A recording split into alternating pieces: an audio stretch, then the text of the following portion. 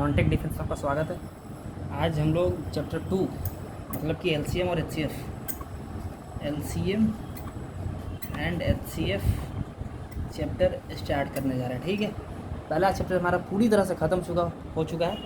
उस चैप्टर से जिस तरह के क्वेश्चन आते हैं वो आपको मैंने करा दिया। ठीक है, जो कि आपको इस तरह कोई डाउट नहीं होगा। आगे बढ़ते हैं, देखा जाए आपके एग्ज़ाम में किस तरह के क्वेश्चन आते हैं। ठीक है, क्वेश्चन आएंगे।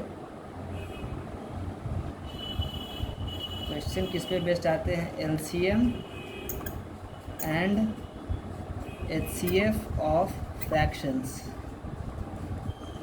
फ्रैक्शन में कोई नंबर दिए रहेंगे, उनके एलसीएम और एचसीएफ फाइंड करने होते हैं। ठीक है, जैसे कि मान लो कि आपका क्वेश्चन का फॉर्मेट कुछ इस तरह में, जैसे कि मान लो ए बाई बी, ठीक है, C by D, E by F और जी बाई एच। क्लियर है? तो बोलेगा कि एलसीएम फाइंड करो। ठीक है, एलसीएम में क्या करना है भाई? जब एलसीएम फाइंड करना हो तो न्यूमरेटर का एलसीएम लेंगे। किसका लेंगे? सबसे पहले जो चीज़ पहले फाइंड करना हो उस चीज़ को पहले लिखेंगे पहली बार। यदि एलसीएम फाइंड करना है तो सबसे पहले एलसीएम फाइंड करेंगे। किसका फाइंड करेंगे? तो न्यूमरेटर के नंबर का फाइंड करेंगे। ठीक है, तो यहाँ पे लिखना है आपको एलसीएम ऑफ न्यूमरेटर बटा एचसीएफ ऑफ डिनोमिनेटर।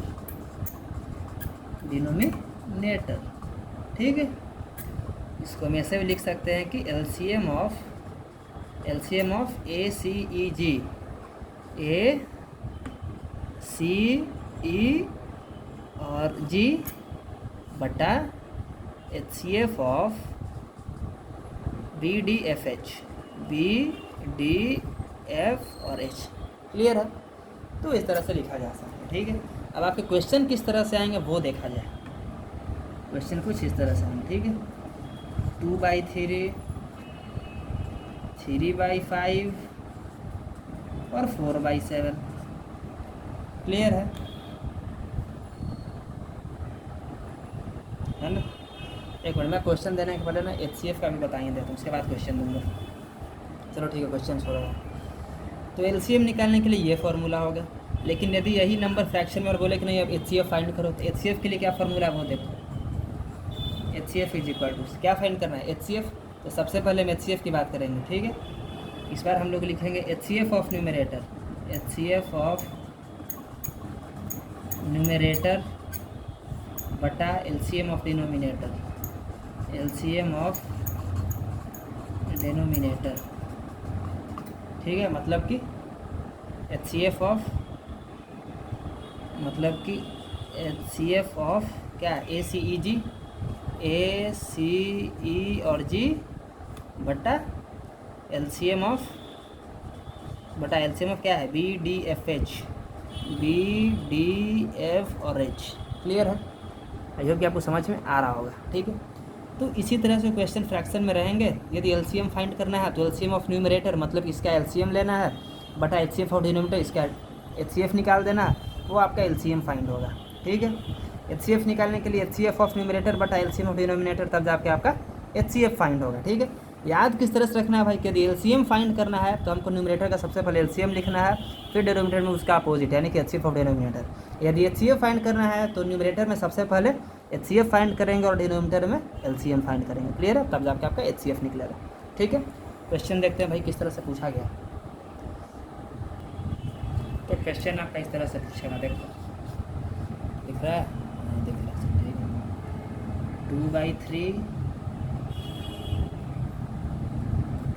2/3, 3/5 और 4/7। ठीक है भाई, आप इसका एलसीएम फाइंड करो और दूसरा है कि आप इसका एचसीएफ फाइंड करो। यही क्वेश्चन पूछेगा। तो एलसीएम फाइंड करने के लिए क्या बताया था मैंने? एलसीएम ऑफ न्यूमरेटर बटा एचसीएफ ऑफ डिनोमिनेटर। तो 2, 3, 4 की एलसीएम क्या होगी बताया जाए? 12 होगी, और 3, 5, 7 की एचसीएफ क्या होगी? 1 होगी। ठीक है, तो ये आपका एलसीएम फाइंड हो गया। क्या फाइंड हुआ? ये 12/1 क्या है? एलसीएम है भाई, एचसीएफ फाइंड करना है। ठीक है, एचसीएफ के लिए देखो 2, 3, 4 का एचसीएफ फाइंड करो, क्या होगा भाई? 1 होगा क्या? अब 3, 5, 7 का एलसीएम फाइंड करो भाई, क्या फाइंड करो, एलसीएम। तो करो 3 5 7 कितना होगा,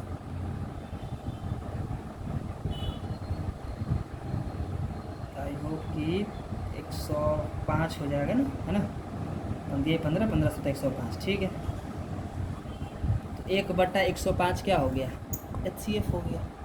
क्लियर है। और हमने वही फॉर्मूले लगाए हैं जो आपको अभी मैंने बताए हैं, ठीक है। नेक्स्ट क्वेश्चन की ओर बढ़ते हैं। आपका ये क्वेश्चन कुछ इस तरह से पूछा जा सकता है, ये देखो, ये समझ में आ गया। और क्वेश्चन किस तरह से पूछा जा सकता है इसको समझो। ऐसे पूछेगा और ऐसे नहीं पूछेगा, तब देखो कैसे पूछेगा।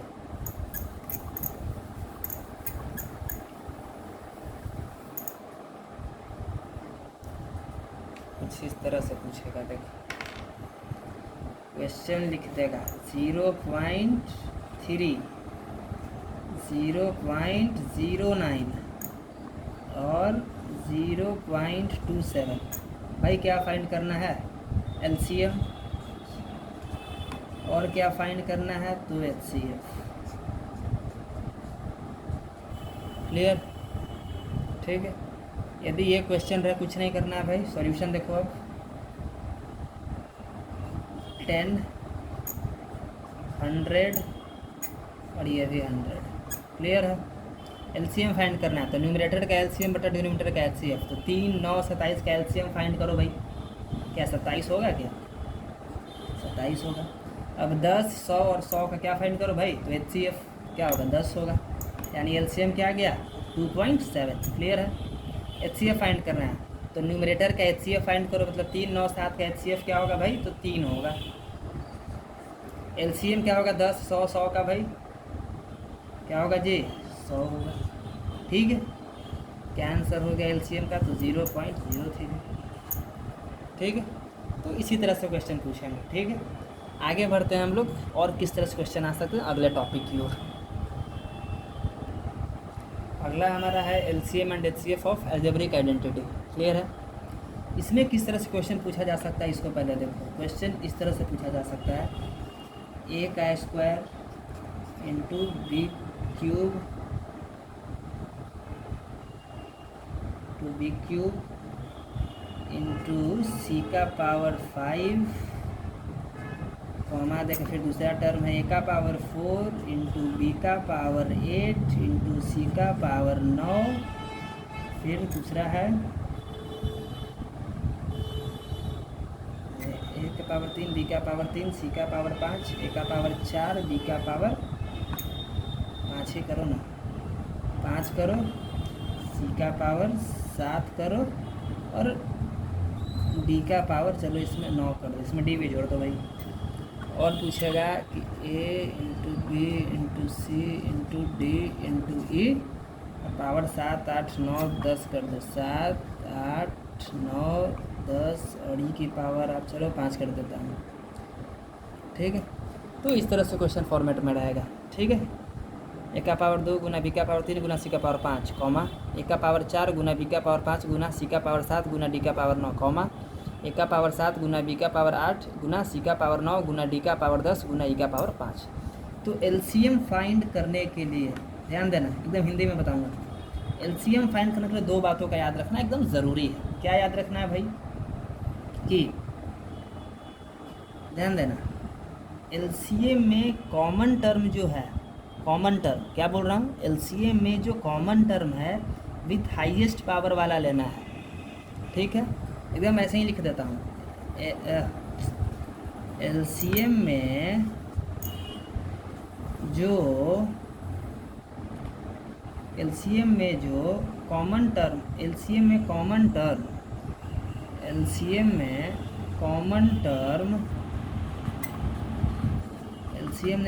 टर्म विथ हाईएस्ट पावर वाला लेना है, विथ हाईएस्ट पावर वाला लेना है। ठीक है। दूसरी बात और क्या इसी में याद रखना है, एलसीएम में ही दूसरी बात ये याद रखना है, एलसीएम में जो कॉमन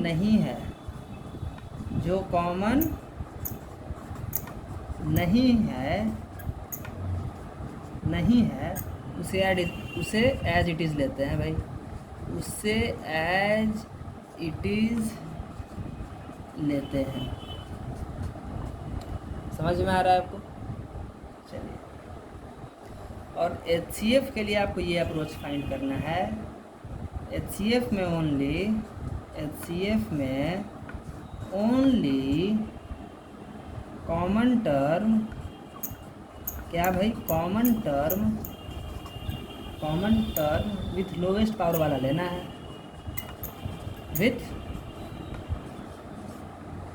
विथ लोवेस्ट पावर वाला लेना है। ठीक है, नहीं समझ पा रहे हो कोई बात नहीं, अभी समझोगे। आप पहले इसको लिखो, पहले नोट डाउन करो, समझा रहा हूँ। एलसीएम, यदि ये मान लो आपका क्वेश्चन दे दिया, ठीक है, और बोला कि इसकी एलसीएम फाइंड करो और एचसीएफ फाइंड करो, तो एलसीएम फाइंड के लिए दो बातें याद रखनी है। एलसीएम में कॉमन टर्म जो है, कॉमन टर्म में भी कौन, तो हाईएस्ट पावर वाला लेना। जैसे कि कॉमन टर्म इसमें कौन है, ए है, बी है और सी है। क्यों कॉमन है भाई? क्योंकि ABC इसमें भी है, ABC इसमें भी है, ABC इसमें भी है। क्लियर है? चलो भाई, कॉमन टर्म कौन कौन हो गया, ABC। जो कॉमन टर्म है उसको हाईएस्ट पावर वाला लेना है। तो इन तीनों में ए का हाईएस्ट पावर कौन है भाई, 7 है, तो इसको लेना है ए में। बी का सबसे हाईएस्ट कौन है भाई, तो 8 है। सी का सबसे हाईएस्ट कौन है भाई, 7 है, नहीं 9 है। सी का सबसे हाईएस्ट 9 है, तो ये लिखा गया। चलो, उसके बाद दूसरा में कहा है कि एलसीएम में जो कॉमन नहीं है उसे एज इट इज़ लिख देंगे। तो डी का पावर 9 एज इट इज़ लिख देना, गुना ई का पावर 5 एज इट इज़ लिख देना, तो आपका एलसीएम फाइंड हो गया। ठीक है, एचसीएफ में क्या है, एचसीएफ में only common term with lowest power वाला लेना है। ठीक है, जिसका पावर सबसे कम रहेगा, है ना, उसी को लेना है ना, और सब में कॉमन हो, ये भी ध्यान रखना है। कैसे होगा मैं आपको एग्जाम्पल में दिखा रहा हूँ। आई होप हो गया होगा। आगे बढ़ते हैं।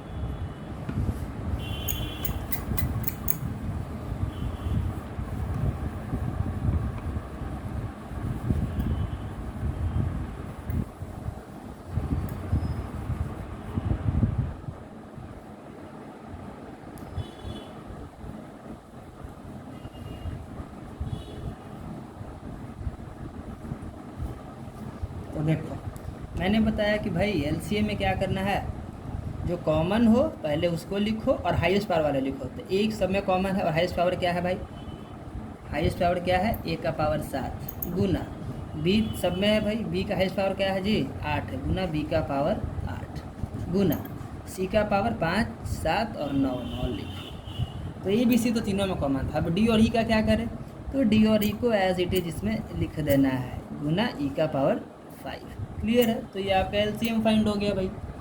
एचसीएफ के लिए देखो, एचसीएफ में क्या करना है कि जिसका पावर सबसे कम है और कॉमन है। तो ए बी सी देख रहे हो, ए बी सी इसमें भी है, ए बी सी इसमें भी है और ए बी सी इसमें भी है। तो चलो भाई, ए बी सी कॉमन है तीनों में, डी ई कॉमन तीनों में नहीं है, तो डी ई को तो खैर लेंगे ही नहीं। ठीक है, लेकिन इसमें तो हमने हाईएस्ट लिया था। एचसीएफ में क्या लेना है, लोवेस्ट, यानी कि ए का पावर 2 गुना बी का पावर 3 सबसे लोवेस्ट है ना, गुना सी का पावर 5। तो ये हमारी एचसीएफ फाइंड हो गई। ठीक है, एक क्वेश्चन करा देता हूँ, कंसेप्ट और क्लियर हो जाएगा। आगे बढ़ते हैं। ठीक है, चलो ठीक है, आगे बढ़ूँ, आगे बढ़ता हूँ। चलो ना, इसी में लिख देता हूँ क्वेश्चन। यहाँ देखो, क्वेश्चन दे दिया कि 2 गुना 3 गुना 5, 2 3 5 7 करो, 2 गुना 3 गुना 5 गुना 7, एक ये करो और एक लिखो 2 गुना 3 गुना 5 गुना 7 गुना 11 लिखो। ठीक है, सबकी पावर लिख देता हूँ। इसकी पावर आप लिखो 3 5 7। ठीक है, इसकी लिखो 5 4 4 6, ये लिख दो। इसकी लिखो आप 8 8 6 5 5 और 2, ये 2 है। ठीक है, अब इसकी एलसीएम और एचसीएफ फाइंड करो भाई। तो क्या बताया था आपको, एलसीएम फाइंड करो। चलो एलसीएम में क्या लिखना है, जो सब में कॉमन हो। सब में कॉमन कौन है, 2 है, 3 है, 5 है। 2 है, 3 है, 5 इसमें भी है, और 2 है, 3 है, 5 इसमें भी है ना। 7 सारे में कॉमन नहीं है और 11 सारे में कॉमन नहीं है ना। तो देखो भाई क्या लिखूँगा, एलसीएम इज इक्वल टू 2 का पावर सबसे हाईएस्ट कौन है जी, 8 है, गुना 3 का पावर सबसे हाईएस्ट कौन है, 5, 4 और 6 है, गुना 5 का पावर 7 है, 4 है और 5 है, तो 7 लिखूँगा। एलसीएम फाइंड हो गया। क्लियर है, क्लियर है, क्लियर है। अरे और इसमें होगा भाई, कॉमन तो लिखना ही है, जो नहीं भी है उसको एज इट इज़ लिखना है ना। बताया ना कि जो नहीं है उसको एज इट इज़ लिखना, तो उसको भी लिखो। गुना 7 का पावर 6 है, गुना 11 का पावर 2 है। अब सही हुआ, ठीक है। इन सब चीज़ पे ध्यान देना है। एचसीएफ, ठीक है। एचसीएफ में देखो क्या बताया था, जो कॉमन है और जिसका पावर सबसे लीस्ट है, सिर्फ उसी को लिखना है, जो बच गया उसको नहीं लिखना है एचसीएफ में, ठीक है। तो देखो कॉमन कौन है, 2 का पावर 3, और 3 सबसे कम पावर है 2 का, 3 है, 5 है और 8 है। तो चलो ये हो गया। गुना 3 का पावर 5 है, 4 है और 6 है, तो 3 का पावर 4 लिखो। गुना 5 का पावर 7 है, 4 है और 5 है, तो 5 का पावर 4 लिखो। ये आपकी एलसीएफ हो गई। क्लियर है। तो ऐसे ही क्वेश्चंस आपके पूछे जाएंगे, ठीक है। आगे बढ़ते हैं।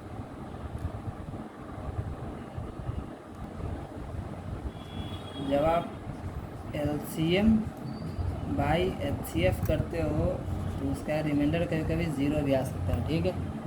ये भी ध्यान रखना, इम्पोर्टेंट है। क्लियर है। क्वेश्चन किस तरह से पूछा गया वो देखा जाए।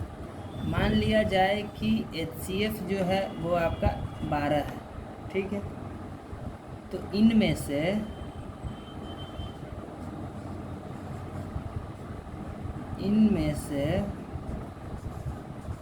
कौन एलसीएम नहीं होगा,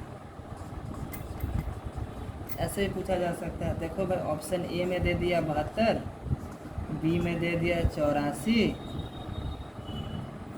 सी में दे दिया 108 और डी में दे दिया 106 भाई। 12 छक 72 तो हो सकता है, वैसे तो 84 हो सकता है, 12 9 108 हो सकता है, लेकिन 106 नहीं हो सकता है। यानी इसका करेक्ट आंसर क्या है भाई, कि 106 जो है वो इसमें से एलसीएम नहीं हो सकता है। समझ में आया।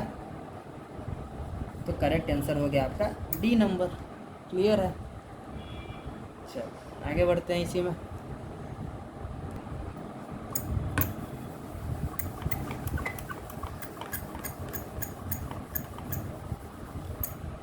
अच्छा, क्लास 9th में आपने एक एलसीएम एचसीएफ में फार्मूला पढ़ा होगा, अभी याद हो जाएगा। याद नहीं कोई बात नहीं, याद हो जाएगा। मान लो कि आपका फर्स्ट नंबर जो है